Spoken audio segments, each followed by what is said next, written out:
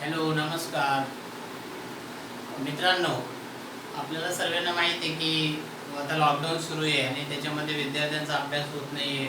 स्पर्धा परीक्षेचे जे विद्यार्थी ते घरामध्ये अडकले, वेगवेगळ्या एक्झामचे आणि पालक पण घरी बसून खूप कंटाळलेले आहेत. तर आपल्या विद्यार्थ्यांचं ग्रामर जर आपल्याला परफेक्ट करायचं असेल, suppose you want to make this lockdown meaningful, then you should have the compact series of the grammar here. ग्रामरची संपूर्ण तयारी आपण या ठिकाणी करून घेणार आहोत. तर याच्या अगोदर कुठलीही लँग्वेज शिकताना at the first we should know the structure of sentences. वाक्यांचे स्ट्रक्चर जर आपल्याला माहीत नसलं तर आपण कुठलंही वाक्य बनवू शकत नाही. आणि you know that now in 9th and 10th standard and also in 8th standard 8, 9, 10चा जो नवीन पॅटर्न आलेला आहे त्याच्यामध्ये ॲक्टिव्हिटी सीट आलेले आहेत. And in that activity seats students have to find out the mistakes or they rearrange the sentences. Sentence rearrange नावाचा एक pattern नवीन आलेला आहे. It's mean that they should know the structure of the sentence. जर विद्यार्थ्यांना वाक्याचं structure माहीत नसेल तर ते sentence correct according to order लावू शकत नाही. म्हणून आता याच्या पुढे प्रत्येक दिवशी एक अर्ध्या तासाचा व्हिडिओ आपण या ठिकाणी तुम्हाला बघायला देणार आहोत. म्हणून जे विद्यार्थी असतील, पालक असतील किंवा ज्यांना इंग्रजी शिकायचं आहे तर एक बेसिकपासून आपण सुरुवात करणार आणि मग पुढं जात आपल्याला इंग्रजीचं पूर्ण नॉलेज आपल्या इझी इंग्लिश चॅनलवर बघायला मिळणार आहे. तर आज आपण सुरुवात करणार आहे व्हॉट इज द सेंटेन्स, किंवा इंग्रजीमध्ये सेंटेन्स पॅटर्न कसा असतो आणि सेंटेन्स कसा तयार होतो. ओके, सपोज क्लासमध्ये लेक्चर सुरू असताना टीचर्स जे बंधू असतात, आय एम ऑल्सो टीचर्स, मी पण टीचर आहे. लास्ट 20 इयर्सपासून मी इंग्रजी शिकवतोय. मग त्याच्यामध्ये वेगवेगळ्या स्पर्धा परीक्षेच्या मुलांना शिकवलेलं आहे. शाळेमध्ये तर मी विद्यार्थ्यांना शिकवतोच आहे. तर आज आपण बघणारे किंवा बरेचसे जे इंग्रजीचे माझे टीचर्स बंधू आहेत त्यांना पण सेंटेन्स पॅटर्न्समध्ये नेमके प्रॉब्लेम्स येतात. तर आपण आज एक गोष्ट या व्हिडिओमध्ये क्लिअर करून घेणार आहे की सेंटेन्स पॅटर्न्स नेमकं कसा फॉर्म होतोय आणि सेंटेन्स पॅटर्न्समध्ये वर्ब्स आणि सब्जेक्ट यांचं कॉम्बिनेशन काय असतं, वेगवेगळ्या प्रकारचे ऑब्जेक्ट्स कसे असतात ते आपण सर्व या ठिकाणी क्लिअर करून घेणार आहे. सर्वात अगोदर आपण या ठिकाणी पहिला प्रश्न जो प्रॉब्लेम आहे तो क्लिअर करून घेऊ. दॅट इज बेसिक थिंग आहे. एक्झाममध्ये याच्यावर प्रश्न येत नाही. तर मी तुम्हाला एक विचारतो की व्हॉट इज सेंटेन्स. सपोज तुम्हाला कोणी विचारलं की बाबा वाक्य म्हणजे काय, किंवा वाक्य तयार होताना नेमकी वर्ड्सची ऑर्डर कशी पाहिजे, आपण कसंही बोललं चालेल का. समजा आपण असं म्हटलं की मी आंबा खातो, आय एट मँगो, आपण असं म्हणू शकतो की इट्स आय मँगो नाही. तर नेमकं स्ट्रक्चर इंग्रजीमध्ये कसं आहे त्याच्या सर्वात अगोदर मी तुम्हाला सांगणार आहे की व्हॉट इज सेंटेन्स. सेंटेन्स काय असतं. तर सेंटेन्स असतं त्याची डेफिनेशन अभ्यासासाठी नाही पण आपल्याला माहीत असावी म्हणून ती डेफिनेशन आपण लिहिणार. A sentence is a group of meaningful words is called a sentence. म्हणजे कुठल्याही भाषेमध्ये सेंटेन्स फॉर्म होताना सेंटेन्सचे जे वर्ड्स कसे पाहिजे तर ते मिनिंगफुल पाहिजे, म्हणजे त्याच्यामधून काहीतरी अर्थबोध व्हायला पाहिजे. Otherwise it is not called sentence. त्याच्यानंतर सेंटेन्स फॉर्म होताना अजून काय नॉर्म्स असतात किंवा अजून काय असतात. Every sentence begin with capital letters. Every sentence begins with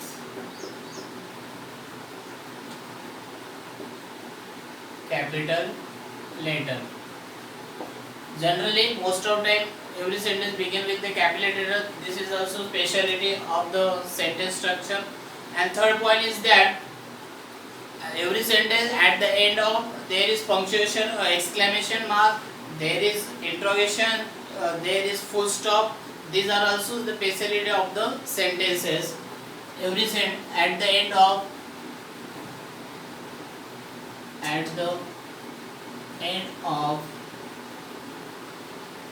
every sentence there is question mark,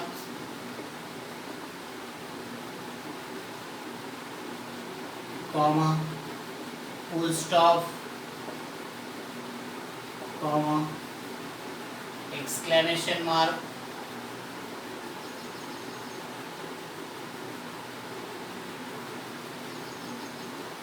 exclamation mark is there. It's mean that every sentence has the differ.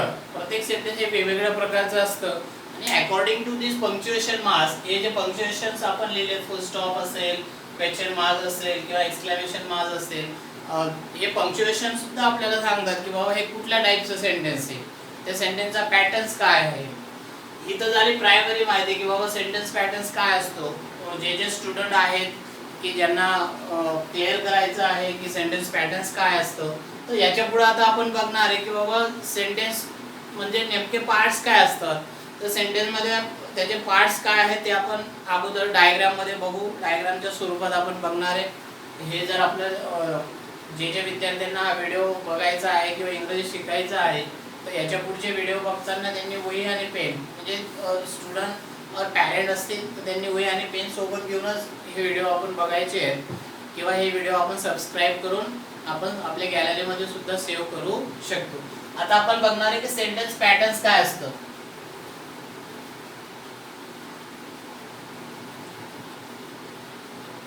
In every sentence there are two parts. प्रत्येक sentence मध्ये two parts असतात. Look at the blackboard. There is subject is door, then predicate is there. predicate असतं, subject असतो. हा सेंटेन्सचा basic part आहे की there is subject, त्याला आपण डोअर म्हणतो. डोअर म्हणजे it is the boss of sentence, सेंटेन्सचा बॉस असतो आणि ते पूर्ण सेंटेन्सचे जे ॲक्शन असतं, क्रिया असतं ते चालवत असतं. आणि predicate it is like a supporter. Predicate म्हणजे त्या सब्जेक्टला सपोर्ट करणारा जो पार्ट असतो, that is also called predicates. There is some sentences, for examples, I write a sentence, he calls me. Look at this sentence. या सेंटेन्सकडे जर आपण बघितलं तर या सेंटेन्समध्ये सब्जेक्ट आहे ही, आणि कॉल्स पासून तर मी पर्यंत जे सेंटेन्स आहे त्याला आपण प्रेडिकेट म्हणतो. मग पुढे असाही प्रश्न निर्माण होतो की बाबा फक्त हे इतकं सेंटेन्सचा पार्ट असतो का? नाही. तर सेंटेन्सचे पार्ट्स हे वेगवेगळ्या पद्धतीने बदलत असतात, आणि तेच आपण आता पुढे बघणार आहे की सेंटेन्स नेमकी कशा पद्धतीने चेंज होतात किंवा कशा पद्धतीने आपण ते ओळखायला पाहिजे. सपोज सेकंड सेंटेन्स मी लिहितो, ही goes to a school. In this sentence, he is called as a subject and from goes to school, goes पासून तर स्कूल पर्यंत हा जो पूर्ण सेंटेन्सचा पॅटर्न आहे त्याला आपण प्रेडिकेट म्हणतो. ठीक आहे. तर सर्वात पहिले हे बेसिक आपण समजून घ्यायला पाहिजे की what is the subject and what is the predicates. आता याच्या पुढे जाऊन आपण बघणार आहे की सब्जेक्ट आणि वर्ब हा पॅटर्न्स काय असतो. सब्जेक्ट आणि वर्ब पॅटर्न शिकताना आपल्याला अजून काय काय करावं लागेल किंवा कशा पद्धतीची काळजी घ्यावी लागेल याच्यासाठी याची सर्वांनी तयारी करून घ्या. आणि ज्यांना काय प्रॉब्लेम असतील तर त्यांनी हा व्हिडिओ बघितल्यानंतर कॉमेंट्समध्ये तुम्ही तशा पद्धतीने कॉमेंट टाका, म्हणजे पुढच्या व्हिडिओमध्ये आपण ते तुमचे जे काही प्रॉब्लेम असतील ते आपल्याला क्लिअर करता येतील. बेस्ट लक. गो. आत्ताच आपण प्रेडिकेट्स आणि सब्जेक्ट याचं काय कॉम्बिनेशन असतं आता आपण बघणार आहे की बाबा सिंपल सेंटेन्स कसं फॉर्म होतं, सिंपल सेंटेन्स कशा पद्धतीने फॉर्म केलं जातं, किंवा सिंपल सेंटेन्स साध्या वाक्याचा स्ट्रक्चर पॅटर्न काय आहे.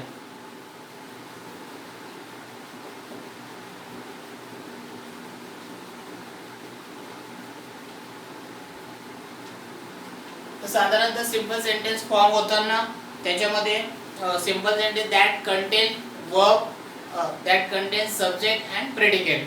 सिंपल सेंटेन्स मध्ये सिंपल सेंटेन्स जे असतं that contain intransitive verb,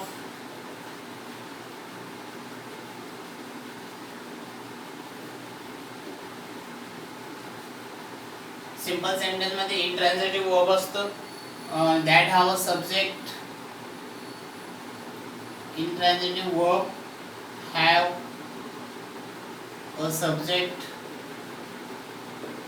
simple सेंटेन्सची जी रचना असते त्याच्यामध्ये इंट्रान्झिटिव्ह वर्ब असतं, त्याच्यानंतर त्याला एक स्वतंत्र सब्जेक्ट असतो. आता तुमच्या समोर परत प्रॉब्लेम क्रिएट झाला असेल की इंट्रान्झिटिव्ह वर्ब काय असतो. तर ज्यावेळी आपण याच्या पुढचे व्हिडिओ बघणार आहे की पार्ट ऑफ स्पीच, त्याच्यामध्ये तुम्हाला ट्रान्झिटिव्ह आणि इंट्रान्झिटिव्ह वर्ब्स काय असतात ही आयडिया आपण क्लिअर करणार आहे. सध्या तरी तुम्ही फोकस करायचं आहे की इंट्रान्झिटिव्ह वर्ब असतं सिंपल सेंटेन्स मध्ये, सब्जेक्ट असतो आणि वर्ब असतं. सब्जेक्ट वर्ब पॅटर्न हे सिंपल सेंटेन्सचं स्ट्रक्चर असतो. म्हणजे एक फॉर्म्युल्यामध्ये, एक छोट्या फॉर्म्युल्यामध्ये जर तुम्हाला ते लिहायचं असेल तर आपण लिहू शकतो. असा एक बॉक्स तुम्ही करू शकता आणि याच्यामध्ये सिंपल सेंटेन्स वरती लिहून तुम्ही इथे लिहू शकता. सिंपल सेंटेन्स मध्ये सब्जेक्ट प्लस वर्ब हा पॅटर्न असतो. याचा शॉर्टकट जर तुम्हाला बनवायचं असेल तर एस प्लस बी असा शॉर्टकट आपण सिंपल सेंटेन्ससाठी लिहू शकतो. बरोबर आहे. मग सिंपल सेंटेन्सचं पॅटर्न वाक्य साधारणतः कसं असतं त्याचे काही एक्झाम्पल्स आपण बघणार आहे. उदाहरणार्थ for example, he will sing a song. एक छोटंसं वाक्य आहे. याच्यामध्ये या वाक्याला सिंपल सेंटेन्स म्हणतात. याच्यामध्ये ही हा सब्जेक्ट आहे, त्याच्यानंतर वर्ब जो पॅटर्न आहे म्हणजे वर्बचा विल सिंग अ सॉन्ग हा आपल्याला वर्ब पॅटर्न याला म्हणता येईल किंवा वर्ब आपण याला म्हणू शकतो. त्याच्यानंतर सेकंड एक्झाम्पल आहे, याच्यामध्ये the birds fly over the sky. The birds fly over the sky. याच्यामध्ये द बर्ड्स सब्जेक्ट आहे आणि फ्लाय ओव्हर द स्काय इथून वर्ब पॅटर्न आहे की ज्याला आपण अगोदर प्रेडिकेट म्हणायचो. आता तुम्ही जर बघितलं तर व्हिडिओमध्ये प्रेडिकेट होता अगोदर, त्याच्यानंतर मी आता म्हटलं की बाबा वर्ब पॅटर्न त्याला म्हणतात. तर असं हळूहळू आपल्याला सेंटेन्सचं स्ट्रक्चर शिकायचं आहे. ओके, हे बेसिक माहिती आहे. याच्या पुढे जाऊन अजून आपल्या जे आयडिया आहेत ते मी क्लिअर करणार आहे. ओके, बेसला. ओके, आपण बघितलं की सेंटेन्स मध्ये सब्जेक्ट आणि वर्ब पॅटर्न असतो सिंपल सेंटेन्स मध्ये. अजून असे काही सेंटेन्स असतात की त्यांचा पॅटर्न असतो सब्जेक्ट अधिक वर्ब, सब्जेक्ट अधिक ट्रान्झिटिव्ह वर्ब आणि ऑब्जेक्ट. आता तो पॅटर्न काय असतो ते पण आपण या ठिकाणी बघणार आहेत. तर sentence that have the transitive verbs, sentence that have transitive verbs म्हणजे असे काही सेंटेन्स असतात की ज्याच्यामध्ये ट्रान्झिटिव्ह वर्ब असतं. Then transitive verbs have subjects, subject असतो त्या सेंटेन्स मध्ये. देन प्लस वर्ब असतं, वर्ब त्या सेंटेन्स मध्ये असतं. आणि आता एक नवीन शब्द आला परत ज्याला आपण ऑब्जेक्ट पॅटर्न म्हणतो. अगोदरच्या सेंटेन्स मध्ये हे नव्हतं. सुरुवातीला मी सब्जेक्ट आणि प्रेडिकेट लिहिलं, नंतर मी लिहिलं सब्जेक्ट अधिक वर्ब लिहिलं. आता हे सेंटेन्स मध्ये काय लिहिलं बघूया. या सेंटेन्स मध्ये मी लिहिलं सब्जेक्ट अधिक वर्ब अधिक ऑब्जेक्ट पॅटर्न. बऱ्याचशा वेळेस आमचे टीचर्स जे असतात ते क्लासमध्ये शिकवतात की बाबा सेंटेन्स मध्ये सब्जेक्ट असतो, वर्ब असतो आणि ऑब्जेक्ट असतो. पण तुम्ही जर बघितलं इथं एकामागून एक तर सेंटेन्स कशा पद्धतीने त्याचा पॅटर्न चेंज होत जातोय. बरोबर आहे. आता आलो आपण सब्जेक्ट वर्ब आणि ऑब्जेक्ट पॅटर्न. याचं उदाहरण आपण बघूया.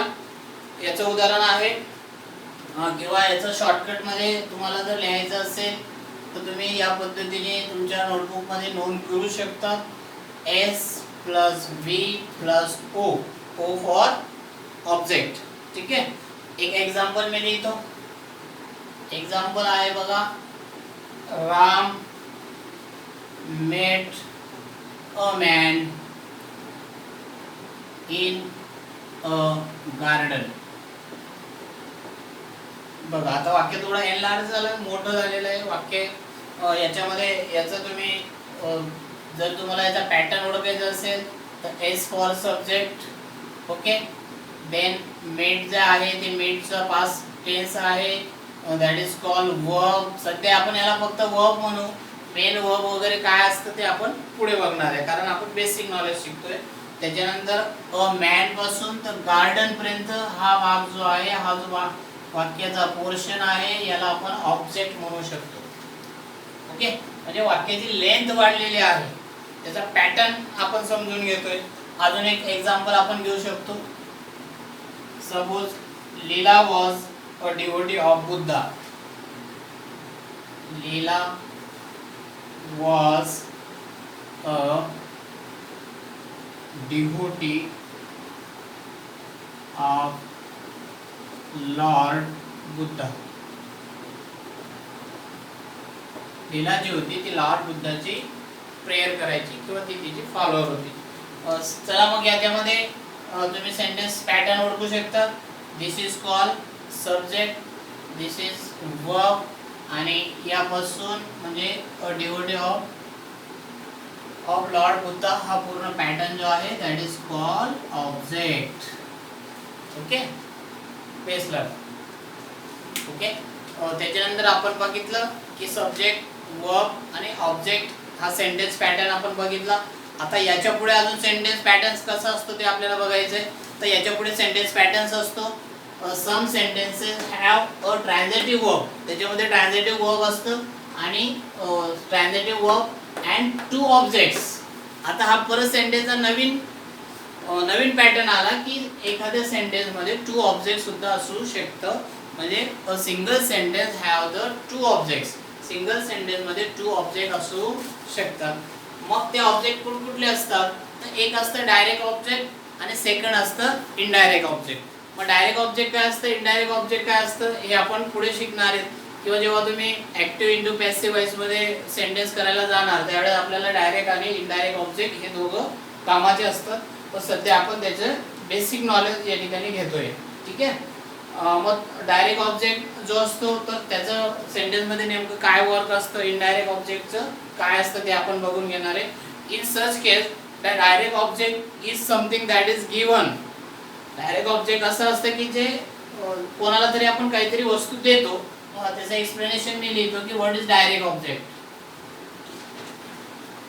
बरेचसे आमच्या शिक्षक मित्रांना पण प्रॉब्लेम येतात की डायरेक्ट ऑब्जेक्ट आणि इनडायरेक्ट ऑब्जेक्ट कसं ओळखायचं.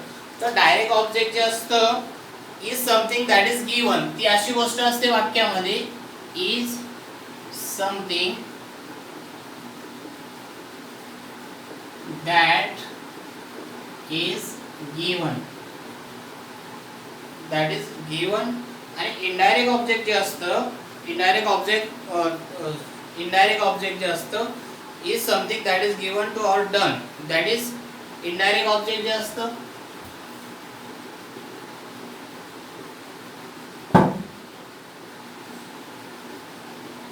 इनडायरेक्ट ऑब्जेक्ट जर सेंटेन्स मध्ये ओळखायचे असेल is something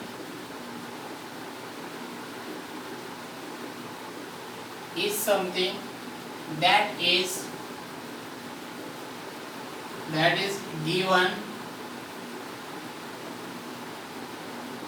given to or done. काहीतरी घडलेलं असतं किंवा काहीतरी त्या ठिकाणी केलेलं असतं that is called indirect object. ठीक आहे. याचे एक्झाम्पल्स आपण बघूया. बघा या ठिकाणी परत सेंटेन्स पॅटर्न चेंज होणार आहे, म्हणजे सेंटेन्स परत लेंथी होणार आहे. For example my aunt got किंवा my aunt gave me a wrist watch to get this sentence. ह्या वाक्याकडे बघा. या ठिकाणी सब्जेक्ट आहे माय आंट, त्याच्यानंतर गिवचा भूतकाळ गेव हा वर्ब आहे, आणि मी जे आहे या ठिकाणी बघा दोन ऑब्जेक्ट आहेत. मी एक ऑब्जेक्ट आहे आणि रिस्ट वॉच एक जे ऑब्जेक्ट आहे. या ठिकाणी जो मी आहे हा इनडायरेक्ट ऑब्जेक्ट आहे. Indirect object. ओके, म्हणजे कोणाला दिलं गेलं तर मला दिलं गेलं. काय दिलं गेलं तर रिस्ट वॉच दिली गेली. मग हा रिस्ट वॉच जो आहे हा डायरेक्ट ऑब्जेक्ट आहे. म्हणजे वरती डेफिनेशन मध्ये आपण जर लिहिलं की डायरेक्ट ऑब्जेक्ट म्हणजे समथिंग दॅट इज गिवन, की काहीतरी दिलं गेलं. मग काय दिलं गेलं, ऑब्जेक्ट दिला गेला. आणि कोणाला दिलं गेलं तर मला दिलं गेलं. That is something that is given or done. म्हणजे कोणासाठी डन केलं गेलं तर मी साठी डन केलं गेलं. ओके, सर्वांची आयडिया क्लिअर झाली. जेव्हा तुम्ही ऍक्टिव्ह पॅसिव्ह वॉइस मध्ये येणार त्यावेळेस तुम्हाला डायरेक्ट ऑब्जेक्ट आणि इनडायरेक्ट ऑब्जेक्ट ओळखताना प्रॉब्लेम येतात. तर या ठिकाणी तुमची आयडिया या दोन डेफिनेशन्स किंवा डायरेक्ट ऑब्जेक्ट इनडायरेक्ट ऑब्जेक्ट कसं ओळखायचं ते क्लिअर व्हायला पाहिजे. ओके, बेस्ट लक. ओके मित्रांनो, फ्रेंड्स, आता आपण डायरेक्ट ऑब्जेक्ट आणि इनडायरेक्ट ऑब्जेक्ट कसं ओळखायचं त्याचं अजून एक एक्झाम्पल आपण घेऊया. सपोज एक्झाम्पल आहे Kapil sang a song for us. To get this sentence. या वाक्यामध्ये जर तुम्ही बघितलं तर या ठिकाणी पण दोन ऑब्जेक्ट आहेत, बरोबर आहे. याच्यामध्ये कपिल जर आपण बघितला तर हा सब्जेक्ट येईल. सब्जेक्ट ओळखणं आता खूप सिंपल आहे. त्याच्यानंतर सिंग तर भूतकाळ आहे, आलं लक्षात. हे वर्ब आहे. त्याच्यानंतर दोन ऑब्जेक्ट आहेत बघा. कपिल सिंग संग अ सॉन्ग, गीत म्हटलं त्यानं, फॉर अस, आमच्यासाठी. मग कोणासाठी, फॉर समथिंग ज्याच्यासाठी डन केलं जातं त्याला आपण म्हटलं की ज्याच्यासाठी असतं त्याला इनडायरेक्ट ऑब्जेक्ट नसतं. इथं मी बघा जसं इनडायरेक्ट होतं ना तसं अस काय, मग इथं इनडायरेक्ट ऑब्जेक्ट आहे. आता या ठिकाणी अजून एक गोष्ट क्लिअर करून घ्या की डायरेक्ट ऑब्जेक्ट आणि इनडायरेक्ट ऑब्जेक्टची जागा फिक्स नसते. बरेचसे आमचे शिक्षक मित्र चेंज द वॉइस शिकवताना सांगतात की हा डायरेक्ट ऑब्जेक्ट आहे, तसं नाही, तर त्यांची जागा बदलू शकते. हे इनडायरेक्ट ऑब्जेक्ट झालं तर अर्थातच सॉन्ग काय झालं, मग डायरेक्ट ऑब्जेक्ट. ठीक आहे, म्हणजे आज आपण शिकलो स्ट्रक्चर पॅटर्न जे आहे सेंटेन्स पॅटर्न, त्याच्यामध्ये सब्जेक्ट प्रेडिकेट शिकलो. त्याच्यानंतर आपण शिकलो सब्जेक्ट आणि वर्ब शिकलो. त्याच्यानंतर आपण शिकलो सब्जेक्ट वर्ब आणि ऑब्जेक्ट. त्याच्यानंतर आपण शिकलो की subject verb direct object indirect object किंवा सब्जेक्ट वर्ब इनडायरेक्ट ऑब्जेक्ट आणि डायरेक्ट ऑब्जेक्ट. आजच्या व्हिडिओमध्ये आपण फक्त इतका भाग बघणार आहे. त्याच्यानंतर आता तुम्हाला मी काही असाइनमेंट देणार आहे. तुम्हाला जर त्या कमेंट्समध्ये तुम्ही ते टाकू शकता. आपण पुढच्या वेळेस ते डिस्कस केल्यानंतर पुढचा व्हिडिओ कंटिन्यू करणार आहे. ओके, आता काही असाइनमेंट्स मी तुम्हाला देणार आहे. तुम्ही आयडेंटिफाय करायचं, त्याच्या खाली लिहायचं की सब्जेक्ट वर्ब ज्या पद्धतीने मी लिहिलेले आहेत. जंगल वाक्य मी देणार आहे, तुम्ही ओळखायची.